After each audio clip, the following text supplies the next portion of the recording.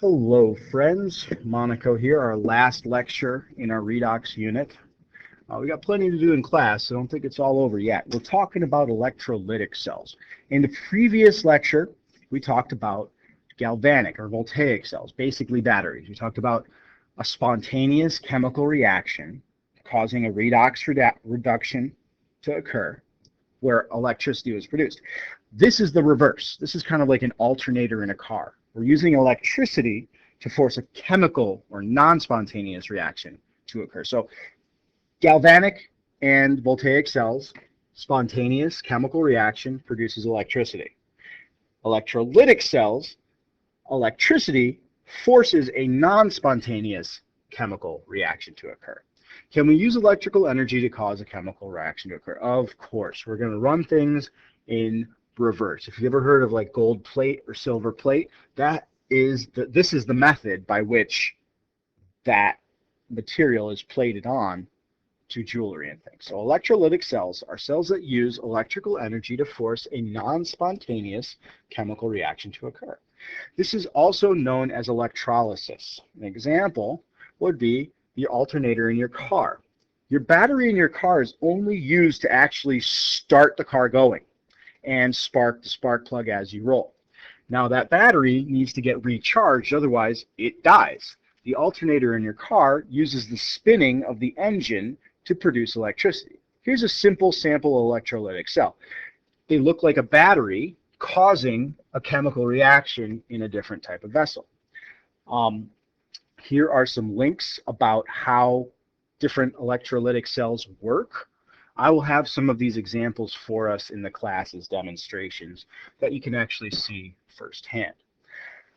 So, the cathode is where electrons are sent. The negative electrode on batteries, electrode where reduction occurs. Reduction happens at the cathode. Previous lectures covered that. Anode is the electrode where electrons are drawn away from.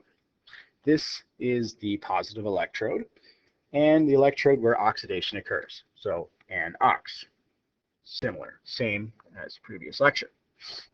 Notice there is no salt bridge in these type of reactions. So forced chemical reactions, you'll always see a power source hooked up to an electrolytic cell which drives the forced reaction. These are two types of electrochemical cells. So we're kind of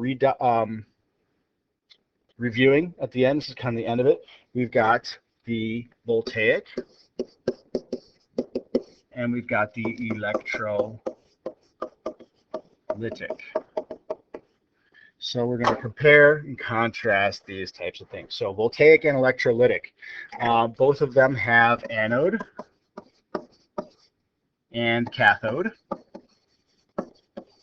The voltaic cell has a salt bridge, and we have no salt bridge, of course. The voltaic cell is a spontaneous reaction. This is a non-spontaneous reaction. Let's see, we have half cells in voltaic, half cells, reduction and oxidation. We do not have half cells, no half cells in the batteries themselves. Let's see what else is similar. Voltaic, spontaneous reaction. Electrolytic, non-spontaneous, no half cells, anodes and cathodes, both of them have those. No salt bridge, has a salt bridge. Let's see. That's really kind of the only differences. If you can think of any more, put them into this chart because this is kind of the end of the unit, just to have an understanding basically of what an electrolytic cell is. It's a reaction that is forced by electricity. So here's a fuel cell animation.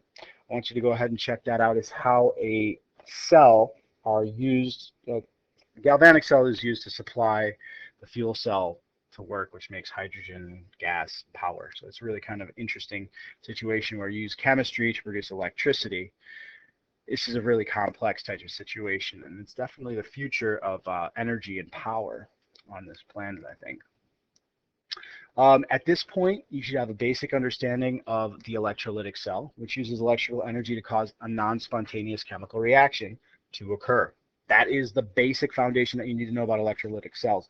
You don't necessarily need to know anything aside from the fact that they have anodes and cathodes, and that it is forced reaction using electricity. 24 to 27, our practice pack, are related to these concepts on electrolytic and galvanic cells. Thanks for watching the lectures this unit. We got a lot of practice and demos in this particular unit because these concepts are not easy to see in this notes format.